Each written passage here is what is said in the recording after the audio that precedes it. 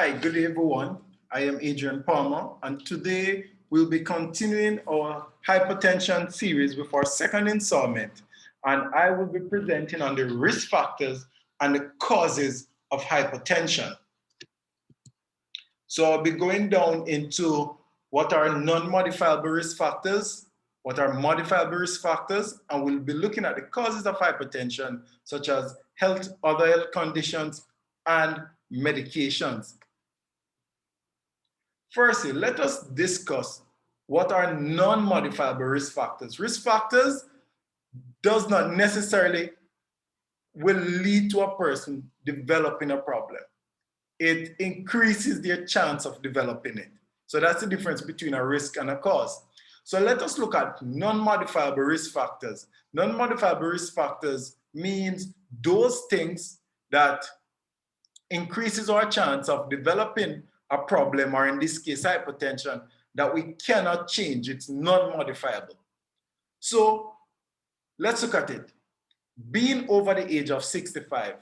Reason being, most or a lot of persons who are hypertensive tend to be over the age of 65. You cannot change that. Males more than female. 1 in 4 males are hypertensive, while 1 in 5 females are hypertensive. Another thing that plays a big part is genetics, because it is found that Black persons of African or Caribbean descent tends to have a higher rate of hypertension when compared to other races. Also, our family history plays a big part. If other persons in our family had hypertension or have hypertension or high blood pressure, more than likely you are at an increased chance of developing high blood pressure as well. So these are what we call non-modifiable risk factors. You cannot change them. You cannot change your age, your gender, your genetics, or your family history. Those are things that you're born with and you have them. But it's also important to note that a Black male of African or Caribbean descent who is over the age of 65 is at one of the highest risks of developing hypertension. So it's important, especially for gentlemen, even women as well, right? Once you reach over the age of 65, if you're not hypertensive at that time, you have to be extra vigilant, because those things increases your risk and you cannot necessarily change it. And some persons might ask, why are Blacks more at risk in terms of developing hypertension? One of the things that science notes so far is that Black persons tend to be more sensitive to sodium, which plays a big part in developing hypertension, and later we'll explain what sodium is. Now, let us look at what we call modifiable risk factors. So these are things that increases the chance of developing high blood pressure, but you can change them. The first one is overweight or obesity. In the last quarter, we went in depth in terms of discussing what is overweight and obesity and how you manage that. So for more information about the management on that, you could visit our YouTube page and you'll find our videos where you could be properly educated on obesity or overweight. But how does being overweight contribute to developing hypertension? Well, it's known that being overweight or obese causes an increased reabsorption of salt. So it causes your body to less excrete or to get rid of salts. And when you have more salts, you retain more fluid, and that will cause your blood pressure to go up. The fat in the abdomen sometimes also compresses the kidney. And when it compresses the kidney, it shows off the regulation of salts and fluids within the body, and that could also increase your likelihood of developing hypertension. Also, being overweight causes increased stimulation to the heart, which increases the heart rate and also increases the force of contraction, and hence it will increase the blood pressure, because if the rate of the heart is beating fast and if the heart is beating stronger, then the pressure in the blood vessels is going to be more. And also, being overweight or obese affects your hormonal activities. So it shows off the balance of your hormones, and that will affect other functions in the body. And some of that function includes those things that regulate blood pressure, and it could lead to an increase in your blood pressure. So learning how to manage your body weight plays a big part in decreasing your risk of developing hypertension. Another thing is physical inactivity and lack of exercise. It is known that persons who are more physically active are persons who exercise more. They tend to have a stronger heart. They tend to have a more efficient heart. So the heart beats slower, it beats more efficient, and the contraction does not have to be as forceful because the heart is a muscle. So when you exercise more, your muscles get stronger and work better. Same thing, of course, for the heart. So when the opposite of that happens, that a person lacks physical activity, lacks exercise, then the heart tends to not be as strong and tends to be less efficient. And so physically inactive persons are persons who lack exercise, they tend to develop high blood pressure or hypertension. Another factor is smoking. A lot of persons who smoke, the chemicals in the smoke cause the blood vessels to become a little bit more harder and narrower. And when that happens, along with the substance in the smoke or the cigarette, causes the heart to beat a little bit faster. So with the blood vessels harder and the heart beating faster, then the pressure in the blood vessels is going to be much higher. So encouraging persons to stop smoke could play a big part in preventing hypertension or helping to control it. Another one is lack of sleep. And we know that this is also a modifiable risk factor, meaning you could change it. What happens during the night when the body is resting, the heart rate decreases and the blood pressure also decreases, and it helps to manage it because the body is in a more relaxed tone. And what research has also shown that persons in the middle ages, which tends to be somewhere around 40 or 35 to 60 years old or somewhere around here, those persons, when they lack sleep or they sleep less during the night, these persons tend to have higher blood pressure readings or they tend to develop hypertension. So getting enough sleep, which you know that is more than 7 hours per night, helps in terms of regulating our blood pressure and preventing hypertension. And if you're a middle-aged person and you're lacking sleep, then more than likely you're at risk of developing high blood pressure. Also, another thing that persons could change is what I call the intemperate or the excessive consumption of alcohol and coffee or other caffeinated beverages like Coke and those things. What it is proven is that these things, when you consume them, it causes your blood pressure to increase.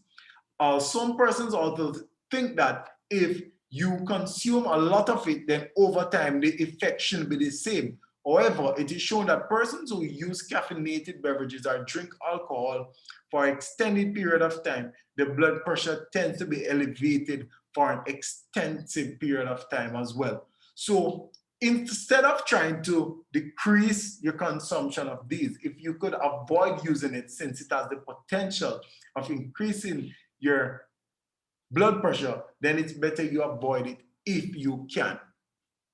Some persons might say that in some cultures where people drink wine, they are healthier. And they say a little wine a day keeps the doctors away.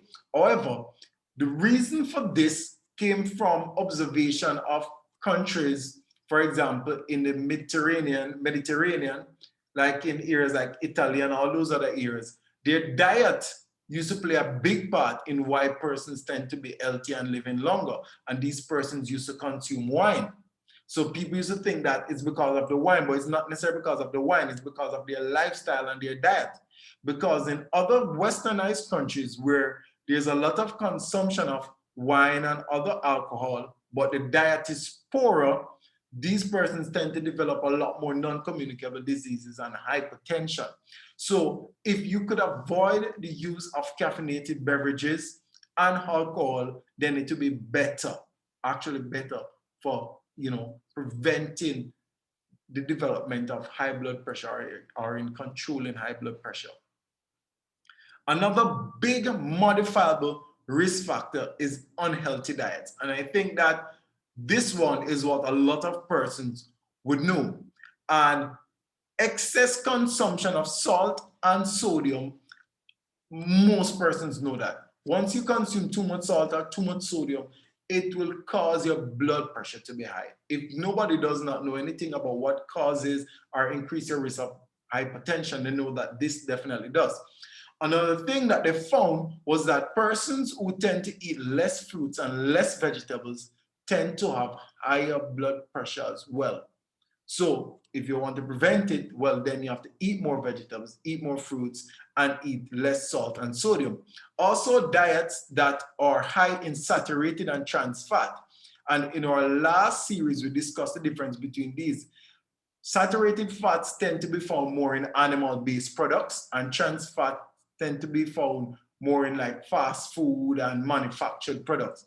Diets high in these fats tend to increase a person's likelihood of becoming hypertensive. So if you want to control a diet to prevent hypertension, you have to decrease the amount of salt and sodium, eat more fruits and vegetables, and consume less saturated and trans fat. But we want to discuss the impact of salt and sodium some more.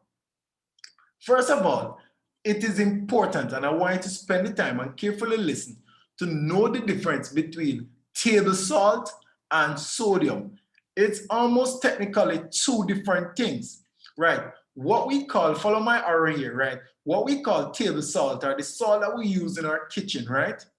The correct chemical name is sodium chloride. So if you look on the right side of the screen, you'll see I have a demonstration here. So if you break down a grain of salt to its smallest component, it will have two things. Sodium represented by Na here, and it will have chlorine represented by Cl. When the two of them are together, they form table salt, or what we call sodium chloride. The chloride is not so much the problem, or the chlorine. The real problem is the sodium, right? So table salt is sodium chloride, but the chloride aspect is not so much a problem. The problem is the sodium in the sodium chloride. So what sodium does? Sodium attracts water. So when we have too much sodium in the blood, it causes a lot of blood volume to build up because it keeps attracting water in the blood. And when the blood volume is higher, then the pressure in the blood vessels is going to be more. I hope you understand that. So let's get into it. The Food and Drug Administration has some shocking information when it said that most of the dietary sodium, meaning most of the sodium that we consume from food, actually comes from packaged and pre-packaged foods and not the table salt added to food while cooking. So a lot of persons, when trying to prevent high blood pressure or controlling high blood pressure, they say, well, you know, I don't cook with salt, I don't use any salt, but my blood pressure is still high. Why is the blood pressure still high? It's not because of the salt that you're using in your kitchen, but it's because of the sodium that is found in a lot of the other foods that you buy to eat. Yes. So that is very important to know and to realize. And a nutritionist in Trinidad and Tobago actually said, who is actually the dean of the faculty, the foods faculty in UWI, said that instead of encouraging persons to cut back on table salt, we need to encourage persons to consume less packaged or pre-prepared foods and start to focus on cooking their own meals. Because when we use less of this table salt that we have at home, sometimes it could also increase our risk of developing what you call iodine deficiency, because iodine is an important chemical for the functioning of the body that is added to table salt. So instead of just looking to cut back on the salt that you cook with at home, look at the sodium concentration in the foods that we buy. And you could find out this by looking at the packages of food. And we'll be discussing that some more. So sodium, right? Sodium. Sodium has several uses in food preparation. It's used to cure meat, It's using baking, thickening, retaining moisture in food, bringing up the flavor, and it's also used as a preservative. But let us look at some common things that they place in food or they put in food that contain sodium. The first one all of us know is table salt, which is sodium chloride. And as we said, the chloride is not the problem. The problem is the sodium.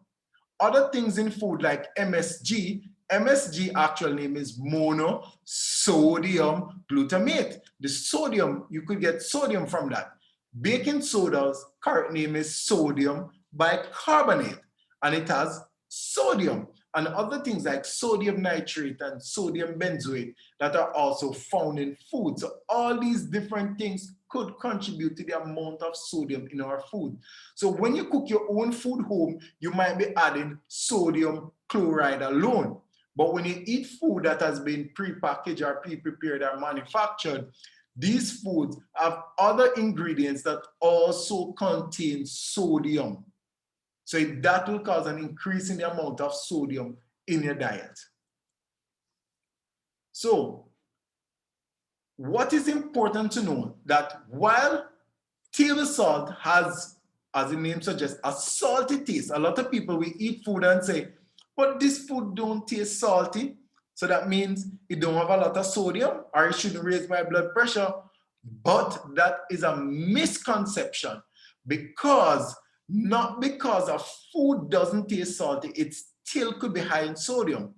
And that is why taste alone is not an accurate way to judge a food's sodium content. And if we come back to this slide, if you look at a food that does not have much sodium chloride, but has sodium in plenty other forms, it may not taste salty, but it has a lot of sodium that could increase your blood pressure. So how much sodium we should consume every day? Well, we should consume less than 2,300 milligrams of sodium per day. That is our daily value. So if you look on the nutrition label or the nutrition facts, and you see it says that it has 5% daily value of sodium or less, then that is considered a low amount of sodium, which could be good for consumption, right? If it has more than 20% daily volume of sodium, then we consider that high. Let us look at a local example. And this is a local ketchup sold in Trinidad and Tobago. So if you look in the ingredients here, you will see salt, which you know is sodium chloride, but you will also see sodium benzoate. So it's two different ingredients in this that contributes to sodium. And if you look on the left right here underneath the nutrition facts, it says the serving per container is 50 and one serving size is 1 tablespoon. So let's look at how much sodium is in 1 tablespoon of ketchup. And we know that in Trinidad and Tobago, we love to use plenty ketchup. So nobody's going to use only 1 tablespoon. Most persons are going to use plenty ketchup. So in 1 tablespoon of ketchup, we have 164 milligrams of sodium, which is about 7% of the sodium that we need for the day. So if we have 3 tablespoons, and we know that a lot of people eating more than 3 tablespoons of ketchup, then coming from one product, that will be 21% of the amount of sodium we need for the day, and that is already high. So imagine when you're going to KFC and you squeeze the life out of that pump to fill up the box with ketchup, how much sodium you are consuming there plus sodium in the other foods. So it's important for us to learn how to read the food labels, right? And another thing to consider, if you look at a product and it says the serving size is 5 and the sodium concentration, the sodium daily value in that is 20%, and you alone eat that entire pack of food, which should serve 5 people, then it's not 20% of the daily sodium you're getting. You're getting 20 times 5, which is 100% of the sodium that your body should receive. So when you eat that entire package of food, plus eat other food, then you have excess sodium in your blood, and then that becomes a problem. Let's look at our next common A next common food, ramen noodles. Let's look at the ingredients. If you look here, salt, next sodium product, sodium carbonate, sodium this, sodium phosphate, salt, disodium. If you look in this, it has plenty sodium ingredients, and not just table salt, but plenty sodium ingredients. And when you look on the nutrition facts, if you eat only half of one packet of ramen noodles, you're getting 34% of the amount of sodium you need in one day. If you eat the whole pack, you're getting 69%, almost 70% just from eating one product for the day. So imagine if you eat 2 ramen noodles, or if you eat ramen noodles and then you eat some other things throughout the day that also contain sodium, what is going to happen? Your body will have too much sodium. And when we have too much sodium in the blood, then that becomes the problem. So some food packages, you might see warning labels on them, and that is good. So if you see something saying that it's sodium free, it actually means it has less than 5 milligrams of sodium per serving. If it's a very low sodium, then that could mean it's not much, but it's about 35 milligrams. And if it's low sodium, it means that it's less than 140 milligrams of sodium. So when you say low and you say very low, you might think that it's little to nothing, but it could still contain a lot. What is the next move in the Caribbean? In the Caribbean, institutions like CARFA, the Pan American Health Organization, the Healthy Caribbean Coalition are partnering with the governments of the different countries to promote what they call front of package labeling. And why is this important? A lot of persons won't spend the time to read the nutrition facts to see if they are consuming too much salt or too much carbohydrates, too much sugars or too much fat. So what they're encouraging for the countries to put laws in place for when they're packaging food, they put it right on the front so that the consumers could know if something is high in fats, high in sugar, high in salt, or high in sodium rather. So that is what they're pushing for, so that you as a consumer, when you pick up a product, you could know one time, this might have too much sodium in it, or too much fats, or too much sugar.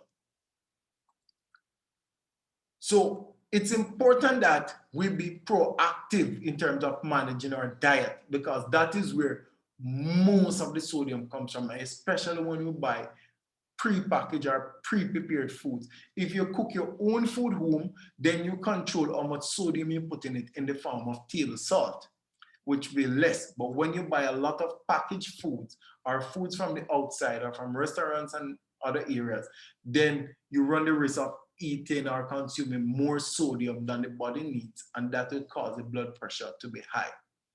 Other known causes of hypertension. About 1 in 20 cases of hypertension are either caused by health conditions or they are caused by certain medications. So for example, persons with kidney disease, diabetes, sleep apnea, hormonal problems like underactive or overactive thyroid glands, lupus, scleroderma. Once you have these conditions, more than likely they would also develop hypertension, because these conditions could cause your blood pressure to be raised. Certain medications, if you're on certain medications or drugs, you have to be aware that they might also play a part in increasing your blood pressure. For example, contraceptive pills, steroids, what we call non-anti-inflammatory drugs or NSAIDs, for example, ibuprofen, Panadol, Aleve, those kind of things. Some cough and cold remedies. And you have to also be aware that even herbal remedies could cause an increase in your blood pressure, especially if it contains what you call licorice or licorice. That definitely increases blood pressure. Other drugs such as cocaine and some antidepressants could also cause a person's blood pressure to be raised. So if you have any of these illnesses or you're using any of these medications, it's important for you to note that these could play a part in causing your blood pressure to be higher. I want to leave you with this quote. It says that from Messages to Young People on chapter 27, Safeguarding the Health. It says, by allowing ourselves to form wrong habits or by keeping late hours or gratifying appetite at the expense of health, we lay the foundation for feebleness. So we have discussed that there are some things that will increase our risk that we can't change. For example, being over 65, being a man, or being of African descent or Caribbean descent, or genetics. We cannot change those things, but we could practice other measures or other healthy lifestyle habits that could help to prevent us from developing diabetes, even though we have those risk factors. And we know that there are also what we call modifiable risk factors, such as being overweight or diet, drinks that we consume, lacking sleep, those kinds of things. We could change those, and in changing or controlling those, it helps us to better manage our blood pressure. And we need to also be aware that it's not only table salt that adds sodium to our blood that increases our blood pressure, but also other things in prepackaged foods that we need to be aware of. And also some illnesses and medications that we use could cause our blood pressure to be higher. So these are my sources of information, and those are my references. So as usual, I want to end with a prayer. So let us pray. Dear Heavenly Father, we thank you for this information.